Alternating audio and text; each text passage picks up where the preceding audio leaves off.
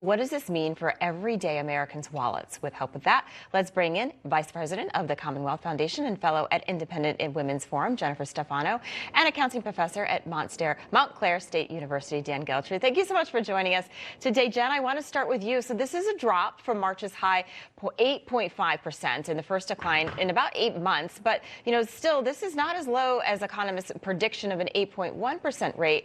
Should we be worried? Because we are going down, but very, very slightly.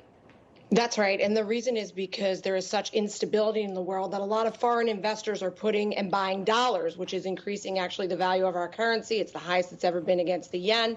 It's the highest it's against the euro, which is keeping money on the street that the Fed's trying to take off of it. So I think consumers really need to expect that this increased prices that they're currently experiencing are going to stay because of President Biden continue insistent on his monetary policy and other anti-energy policies. Yeah, and they want to keep spending. Dan, do you see this as a start of a downward trend? Do you think we're going to start to see prices come down? Do you think that this is obviously positive news and it will continue?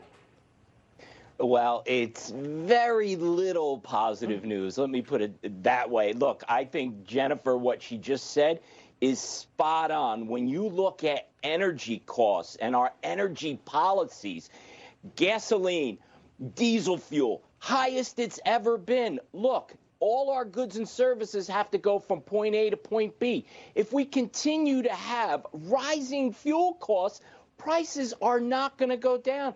So unfortunately, I don't see this as a trend. I think it was a very slight blip. And I am unfortunately predicting that inflation is going to continue to rise. Yeah, and then of course there's that, the potential of a recession. We've heard that before.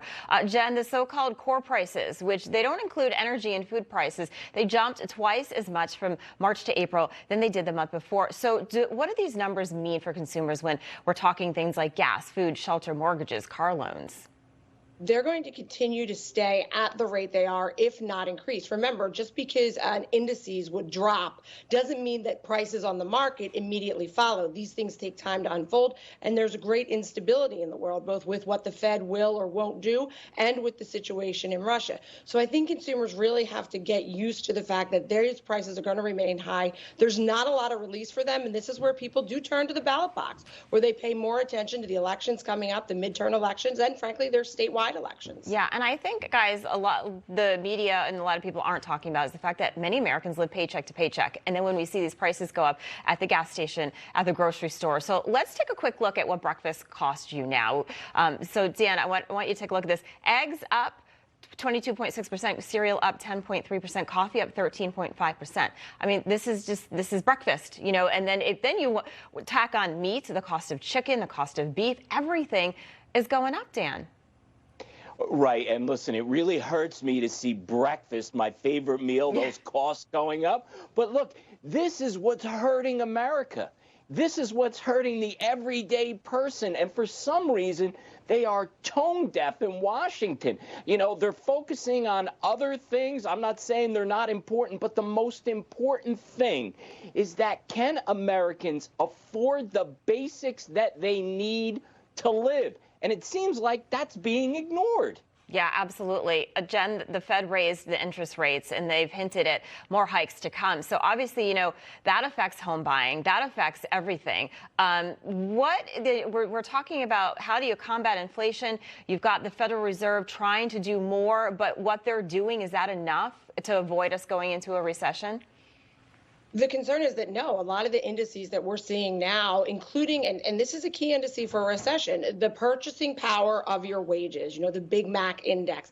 And this was a famous thing done back in the 90s. How many Big Macs can your wages buy, as an example of whether or not your actual financial future is looking better today than it was yesterday. And the fact is, as we saw by your example, we are able to buy fewer Big Macs, fewer food. And that is going to be incredibly problematic and hard for the Fed to catch up on. So I think this is here to stay, and there is not a lot of wiggle room for the average American. Only has $400 in their savings accounts, and that was during COVID. Now with inflation eating into it, we'll have to see what those new numbers are. They won't be higher.